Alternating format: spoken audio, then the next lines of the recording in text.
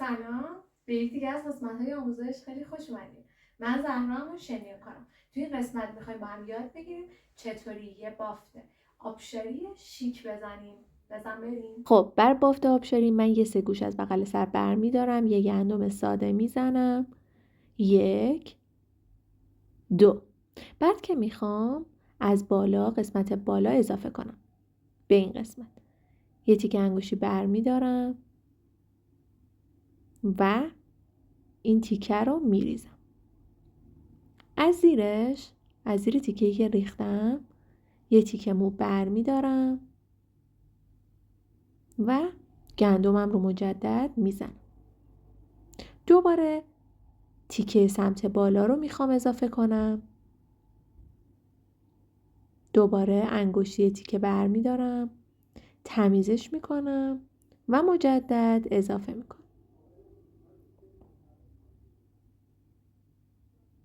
و بعد دوباره تیکه رو میندازم.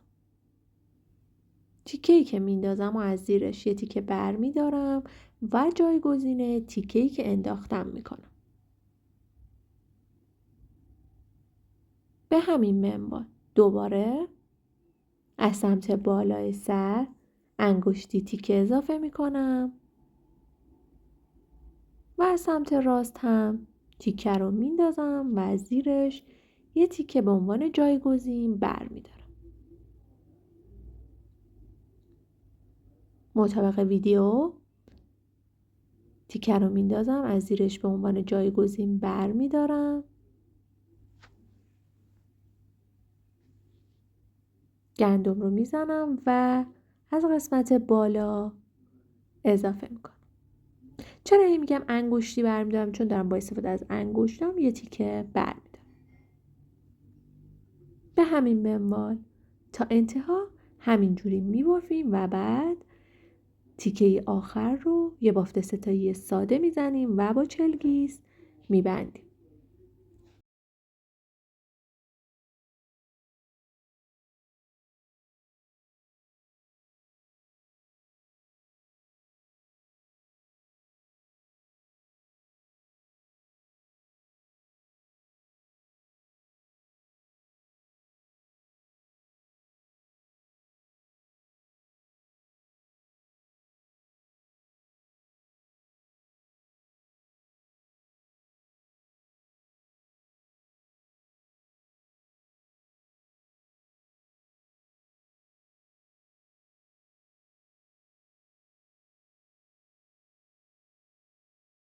و بعد وقتی بافتمون تموم شد میتونیم بیایم این قسمت بافت ها رو مثل حالت پولک یه مقدار کشش توش ایجاد کنیم، یه مقدار بازترش بکنیم و این کار کاملا سلیقه‌ای هستش.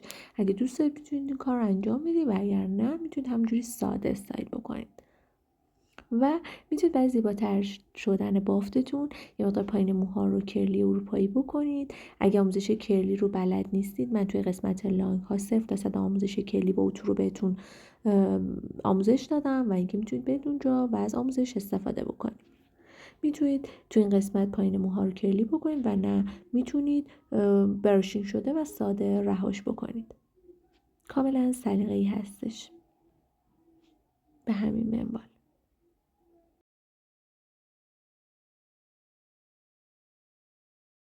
خب، نظرت راجع به آموزش چی بود؟ دوستش داشتی؟ اگه تا این جای ویدیو نگاه کردی لطفاً لایک کن، سابسکرایب کن و اون زنگوله رو بزن. من زهرام و شنیون کارم. تو ویدیوهای آینده میبینمت.